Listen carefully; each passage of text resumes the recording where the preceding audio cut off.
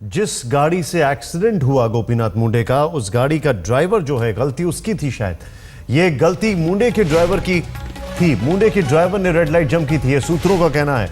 सीधे चलते हैं, शम्स ताहिर खान हमारे सहयोगी हमारे साथ हैं। शम्स, पूरी खबर बताएं। देखिए निशान, हादसे के बाद दिल्ली पुलिस ने गोपीनाथ मुंडे के ड्राइवर और जो इंडिका का ड्राइवर, उन दोनों से पूछताछ की। तुगलक रोड थाने में पूछताछ हुई। इसके अलावा दिल्ली पुलिस ने शुरुआती तौर पे एक री-इनेक्ट भी कराया है कि सड़क पर ले जाकर दोनों गाड़ियों को लड़वाकर देखना कि किस तरह से कितना डैमेज होता है। इसके अलावा वहाँ पे जो दोनों CFSL की टीम थी, उन्होंने दोनों गाड़ियों का इंस्पेक्शन किया, उसकी जांच की। फिलहाल जो शुरुआती रिपोर्ट है दिल्ली पुलिस की वो यही है कि गोपीनाथ मुंडे के ड्राइवर की गलती थी। उस वक्त रेड लाइट जो थी वो गोपीनाथ मुंडे के कार के लिए थी, लेकिन रेड लाइट को जंप किया गया और गाड़ी की स्पीड उस वक्त तकरीबन 60 से 70, दिल्ली पुलिस का कहना है कि गोपीनाथ मुंडे की कार की जो SX4 थी उसकी स्पीड थी।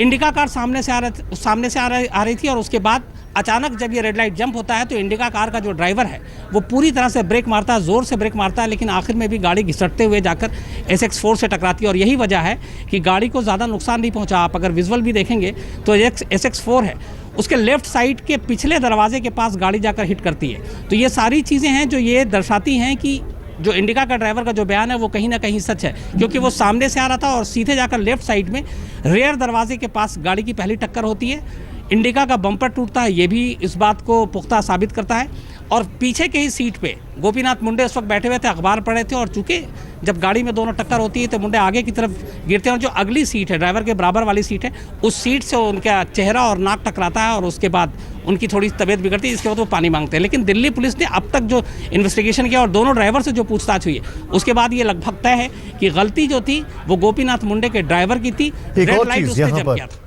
मैं एक चीज आपसे और समझना चाहूंगा, बड़ा संक्षेप में बताइएगा। पुलिस को बुलाने वाला भी इंडिका का ड्राइवर था, क्या ये बात सही है? देखिए, ये दस्तावेजी सबूत है। जब ये हादसा होता है उसके बाद इंडिका का ड्राइवर उतरता है और उसको पहली बार तब पता चलता है कि इस कार के अंदर एक केंद्रीय मंत्री बैठे हुए हैं, लेकिन वो वहाँ से भागता नहीं है, बल्कि अपने मोबाइल से वो 100 नंबर पर कॉल करता है।